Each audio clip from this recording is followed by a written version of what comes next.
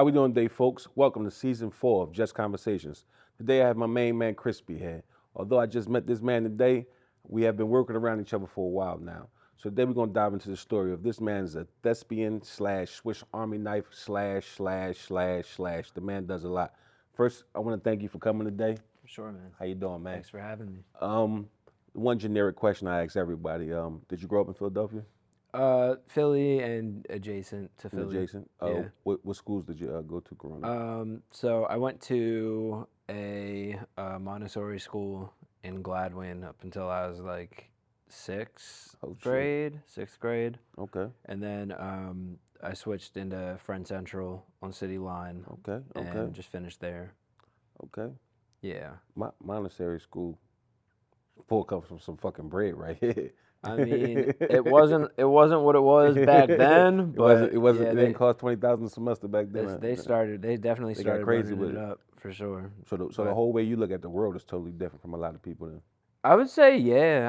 So yeah, I've read about them. I've seen people talk about them. They say like, and they're the child. Just you're allowed to like work on what you want to work on. Look at the world different. Yeah, so I mean, like the Montessori like educational model is just very unique, kind of in what they do, and I mean, I think the school I went to cut off at sixth grade. I mean, I think that's kind of a good time to really cut that. So back to because reality now. I mean, sort of, because like by the time you get to high school, like there's a lot of stuff that you really need to just be in a class. Okay. That's like a regular class to So you learn. can conform to like, something. You can learn right. about So how I mean, society- like pretty much up until like 12 every day, give or take, like they would give us our like list of subjects that we had to have covered every day, but there was stuff all over the room and materials everywhere that we basically could pick what we wanted to do for that subject and do it ourselves. And then we would check in with the teacher and they would check off what we did and check our work and make sure that we actually did stuff.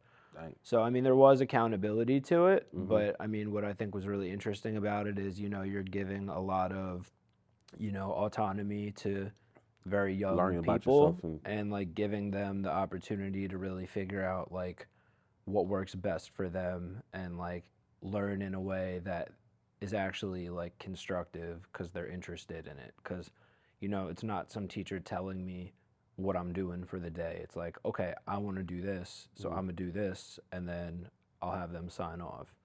But what was interesting about it too is, I mean, at my school, so we had first, second, and third grade, and then fourth, fifth, and sixth grade were all in the same classes. Together. Okay. So they're, the like weird kind of like grade age gap thing that you deal with at regular school Wasn't there. wasn't really there. And then, when I went. I'm sorry about that. You're How many of y'all was it? I'm just trying to see how many. So every class had tops like 18 people in it. Okay, so at most. Yeah, like so 54, more or kids. less. I mean, so basically, a manageable amount for the teacher, where the teacher could really like, focus on everybody and actually have the time to check everyone's work, make sure that they were doing stuff, and then we would do group lesson stuff too, where we'd all do like a reading exercise together. We had, gym together. We had art class, music class, and all that together. Okay. So you never had to really take like the California aptitude test, none of that while you were in that school. When I was there, no. I mean, we did standardized testing, where they would, they did the Stanford test or whatever. But it was one of those. I say California aptitude because that's like my age. It's Yeah, probably called something different. For, whatever it is. Yeah, But we did those. I don't ever really remember how I did on them, to be honest. So it wasn't a lot of pressure with those tests. Yeah, It was like, I don't hey, think so. We got something to do today. Scribble on it. Yeah, exactly. I mean, it's like, they definitely told us to try. They weren't like, this is bullshit. Just don't, it doesn't matter. But, like, it's not like they were like, guys, we need to ace this so that like our school like doesn't get defunded or some shit. It wasn't like that. So No, that's crazy. We just took a deep dive somewhere I didn't even know we was going. There's always that school question always opens up something. Yeah, and then I went to Friend Central for like the rest of the time I went to school, which was also cool. Like, some athletes I know they usually wind up there. Yeah, like, there's people in the league right now that went there. It's people that I know that like, people that do everything, people in music, people doing so now science and shit. so I guess because of your learning while you was young, you don't never feel like you just do one thing. So that's probably why you have so many slashes next Yeah, to for your name. sure. I mean, I think that it directly kind of like informed like who I turned into and like what kind of like path I took with Okay. everything because that's I am a person that has a lot of interests Hmm. and also, I don't really believe in the like One zodiac style. shit, Oh but yeah. I'm a Pisces. A lot of people tell me that that's some Pisces shit Oh, where like, I don't know. I they're don't know. like, You creative know what? This might people. be even a better interview. You know I'm what a I'm saying? Scorpio. Scorpios and Pisces, we usually hit it off like Right. when we first meet. So Right. we got So, something going on here. creatives, people that are hardworking and have lots of interests and go very deep into the things that they're interested in. Okay. From what I've heard, I mean, I also know some people that are Pisces that That's are pieces not of like shit. that. Yeah, So, I yeah, mean, yeah, yeah, you know how it goes. I just charge it yeah. to the game on that. But, So yeah. so while you were in school, you were like what, an average student, or you was Um, a lot of the time in school, I did pretty well. okay? I So you did, was I did above pretty average. well. Yeah. I Okay. mean, like, I liked school because I'm Hmm. also just a fucking dork. Okay. Underneath Dork nerd dork. underneath all of it, like as much fly shit as I do, like Hmm. I'm a nerd, and that's also why I get very, technical So you knowledge get on what I engineering when you're do. throwing parties, DJing, producing. Right, You break it down. You right. reverse engineer. Cause Everything you do is a exactly, process. exactly, and all Okay. of that is really nerd shit. Cause Yeah. it's like I I get interested in something, I do a ton of it. I kind of try and pick it all apart and see what it is and Like like break it learn down where and you went wrong at. yeah, Redo it exactly. again. And from doing stuff over time, So a doing it lot a of a experiments, lot of case repetition. studies. Right. Like Okay. the repetition over time, you kind of learn a lot in whatever. So, I've had a lot of trial and error in pretty much everything that I do, Okay. as a hobby, but, in an involved way. I mean, to me, like everything that I do is kind of work at this Okay. point. Like, you know, optimally like I'm doing engineering and producing and DJing and stuff for money like Mhm. but they're hobbies of mine and it's like Okay. So if you get it's paid to do something you love. and if it's a hobby then I usually go pretty far to A be good enough at it that it's justifiable but Okay. B also to be knowledgeable enough about it that I'm not just some guy that's showing up somewhere and I'm like, I don't know how any of this shit works. Just plug me in and like I'll take it from there. Like, Okay. I like to know all of that from the top down just because it gives me a better kind of, overall experience with stuff. Okay. So pretty good student. So now you come into adult world. You went to college or you skipped Yeah, I college? went to college. Okay. So when you get out of college now, I see. Well, the first thing I saw that you was a realtor, and real estate being one of my first loves. What made you get into real estate? Well, kind of interesting story that, also explains my sort of college trajectory too. So when I graduated from high school, I went to Parsons in New York, which is like a Okay. design and fashion school. A lot of money. And I was doing a Like lot of our art, institute on steroids, so it's like pretty much, okay. yeah. It's like America's Next Top Model does their shooting there and shit. It's Okay. like Alexander Wang went there. It's like it's Got you. one of It's one of those those. places. It's like people that are really on some shit went there. So like they have that kind of standard for their output. But when I was in high school, I was still kind of trying to figure out what I was about and what I was into. And a lot of my friends and I were really into art, doing visual art. Like my real initial background and intro into art was doing visual art and To like making clothes. videos or something. Like painting, Paintings. Okay. drawing, screen printing. My friends and I had a brand that we ran. We made What was that clothes. called? It was called AMV, Okay. and that was pretty much from when we were like 16 until we were like kind of halfway through college, we were doing that pretty heavily. Okay. Um, you know, all of it though, top to bottom, printing stuff by hand, coming up with the How designs. you like that? It was cool, I No, mean, I hated screen printing. Me and my brother had a screen printing business. it was cool, but we never bought the conveyor dryer. We always had the spot dryer. Yeah, So when you got the we had big that when you got too. the big orders, that spot dryer will burn you Right. out. Like And pretty much, I mean, we just kind of made stuff to order because I had all of the screens at my house, and oh yeah, I wasn't using plastisol, like I was using, okay, water-based stuff. yeah. So Everything we had was water based. Yeah, exactly. So I would save all my screens. If people ordered something, we yeah. would We just still got print our it. screens now to this day. I'd We go to Target, buy a 10-pack of shirts. yeah, Like we yeah, weren't doing our own tags or anything at that point, yeah. but we did all of it. Like we printed stuff, packaged it, came up with designs, did shoots, had a Okay, website. I helped yeah. us put the website together. Before the phones, I had to. It was both. It Yeah, was 'cause kind of like in the middle of yeah, it. we had ours before the phones, and it was Yeah, like our website was real dope. But it's funny about things like sometimes it's kind of the worst to be like the first at something. Because when yeah, you come through the door so fast, technology hadn't caught up to where right, we was going. So we had this real crazy website, all flash, shit is interactive and everything. But you only could do it if you're on the computer. Well, nobody sits at the computer unless you're at right, work. So at that time, we spent all this money for nothing. right, You know, I mean, it was a very decent joint, but it didn't right. go the way we thought. Yeah. And so like we were doing it for fun mostly, but a lot of people really were into the stuff that we were doing. People showed us love. A lot of people still have stuff from us from 10 years ago that they Okay. wear that hasn't fallen apart. Okay. I used to give a lot of stuff to artists, rappers. I would bring stuff with me to random shows and give Hmm. stuff to people if I could. But that was cool. I mean, I think like looking back on it, all of that was really kind of my like, Getting you ready for this. It's yeah, like like my you intro really into like just the world of music and creative people and like strategically kind of working with a goal toward, certain outcomes, not just kind of like doing stuff just to do it. Because that was kind of what I learned over time is like a lot of people that I was around or that were doing stuff were kind of doing stuff to do just to it do it, because but they were not with a goal, artists. not with check off points. Right, but they didn't really know what they were actually like trying to do with it. Like So in most people that got there probably got there by luck. If not, yeah, they right, usually fizzled out. right. It's like, if I asked someone to kind of objectively break down to me like what they were doing and how that was relating to what their goal was, they might not be able to give me what the exact goal is. And so that kind of, helped me sort of learn the ropes a little bit more on like, how to kind of take stuff that I was doing and then like translate it into something tangible that I could kind of like build off of. Okay. But yeah, so I went to Parsons. I was there for like a year and a half as an illustration major. Um, I went there because one of my friends from my brand was also going there, Okay. and at the Keep the crew time together. Keep the I crew was together. like, Philly shit. One of my dogs is gonna be in New York from Philly. I don't really want to just go somewhere and do some random degree if I'm not all the way in on it. Art at the time, I was pretty all the way in on. So, Hmm. I did a year and a half there and I kind of just started to peep. A, it was really expensive to go there.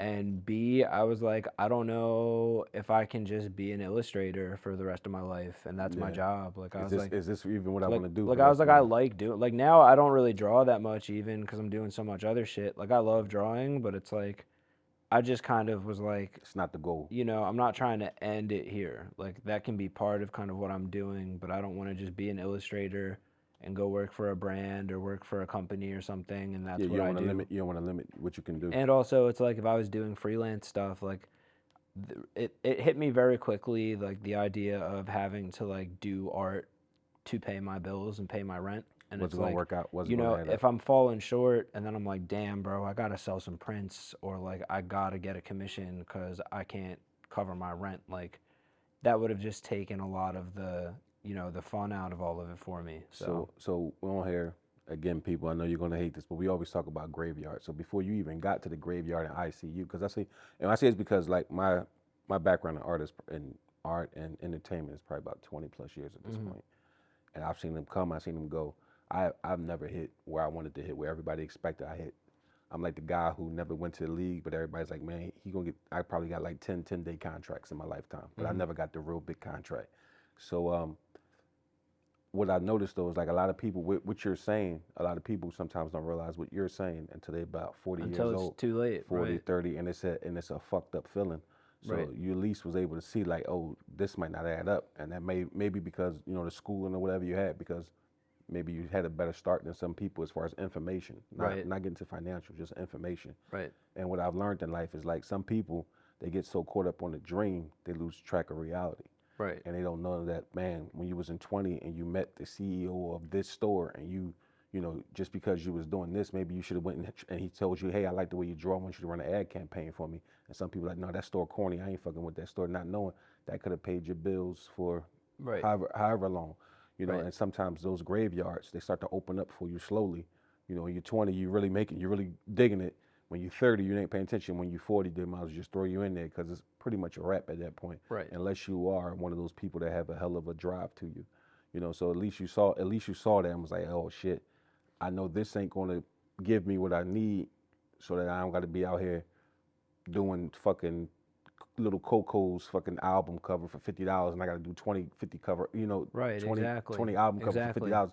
You know, bringing your style down, devaluing yourself. So Right. at least you saw that Right. hurdle and made a beeline. So is that how you got into real estate? Because we went so far off. Like, well, that's how I was gonna actually bring it back. Interestingly enough, is so you know I took time off after I did my year and a half because I was like, this is too expensive. You know, I'm living in New York with 4 dudes in like a 1-bathroom apartment with 4 bedrooms. Like, yeah, had 4 bedrooms. That's pretty good. 4 is that bedrooms, 4 bedrooms or 4 4 closets? bedrooms with 5 dudes. Yeah, Me and my yeah, homie split a room because we both couldn't very afford expensive. it. Yeah, My homie and I had like just you know 2 beds on the opposite side of one room, and like Gotcha.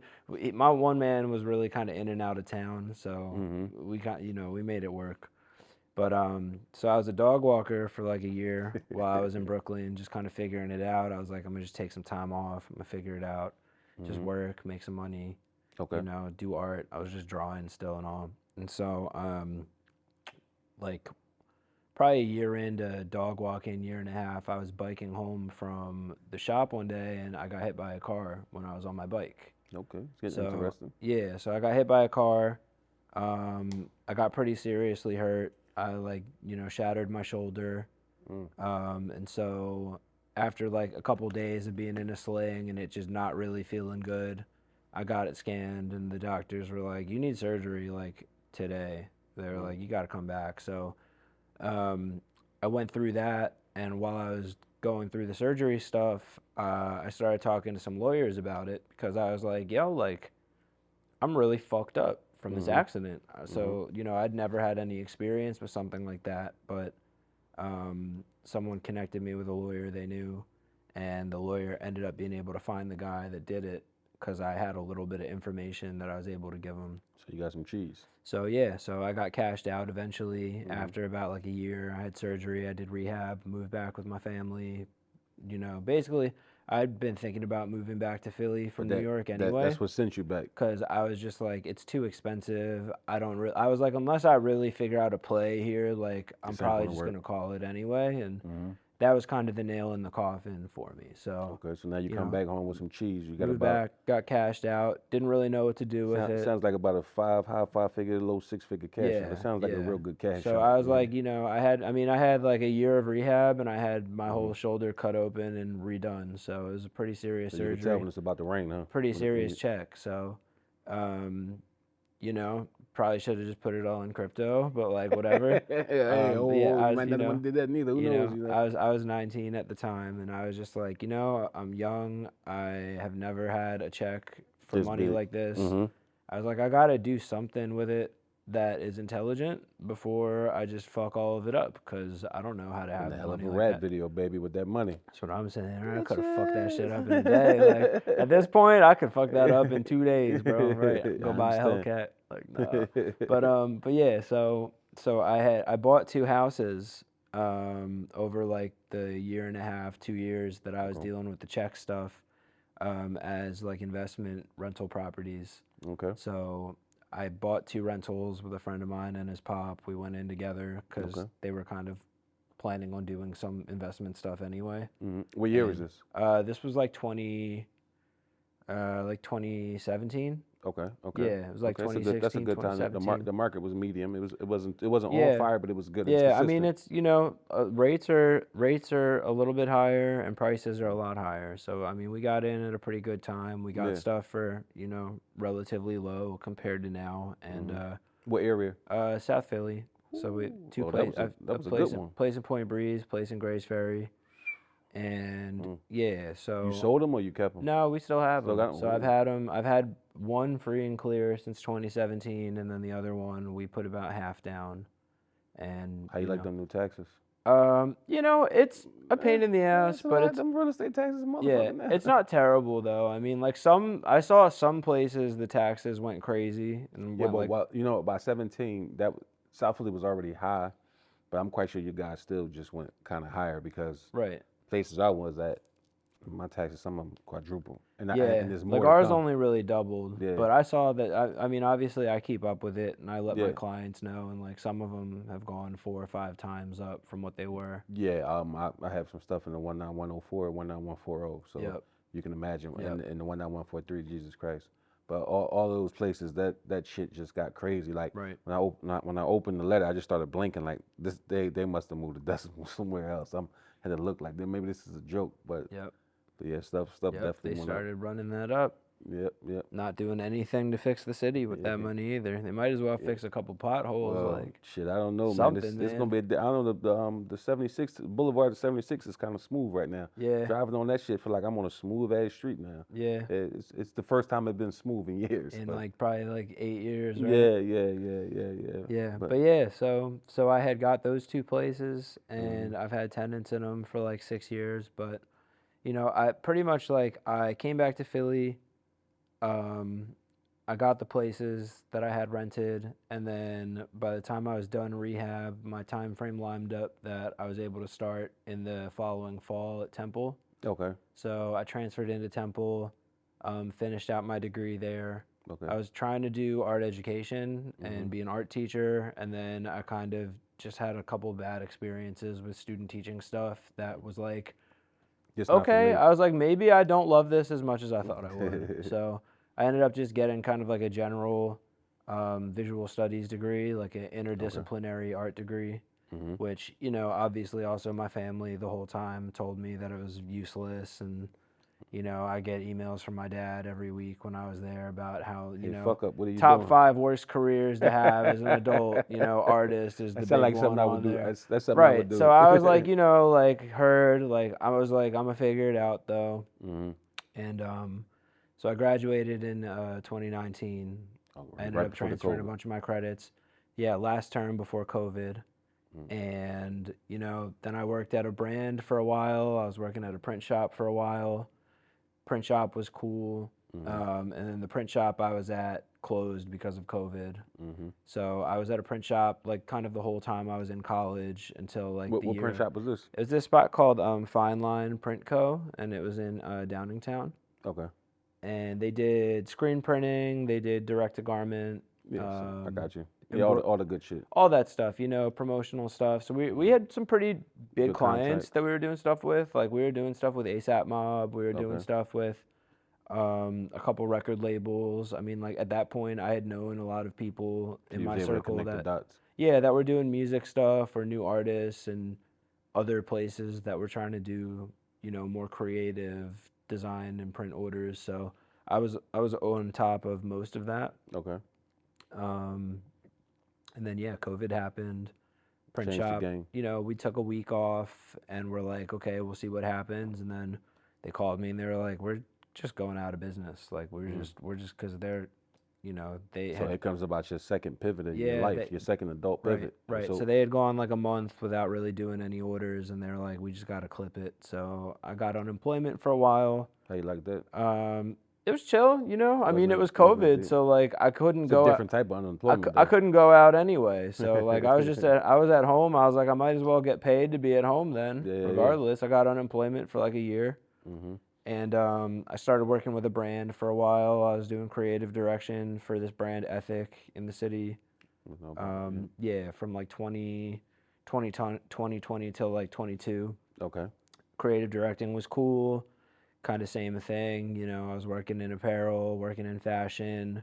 The pay ceiling was pretty low. Yeah. And You get to be in all the videos and shit. you get to be around the sauce. right, you get to be around and it looks cool, but then when you There ain't no actually real look money. at what the checks that people cut are, it doesn't really Don't add up. make it that compelling to stay after a while. You Mm-hmm. have no benefits, you're working late, you're working very, Pure passion. you're At that point, working it's just pure nondescript passion. hours. People are texting you at midnight about some Instagram post that you have to do in the morning or that they want you to do right then and there. Mm-hmm. So eventually I was over it. I was like, Burnt out. I'm not trying to do all this, especially for what I was making. So I put in my time, and then like the whole time I'd been doing all these other jobs, my realtor that sold me my houses was like, I think you'd be really good at this, so you should think about it. She's like, you have a good personality for it. You're personable. You work hard. She was like, that's half the battle with this shit half the time. So.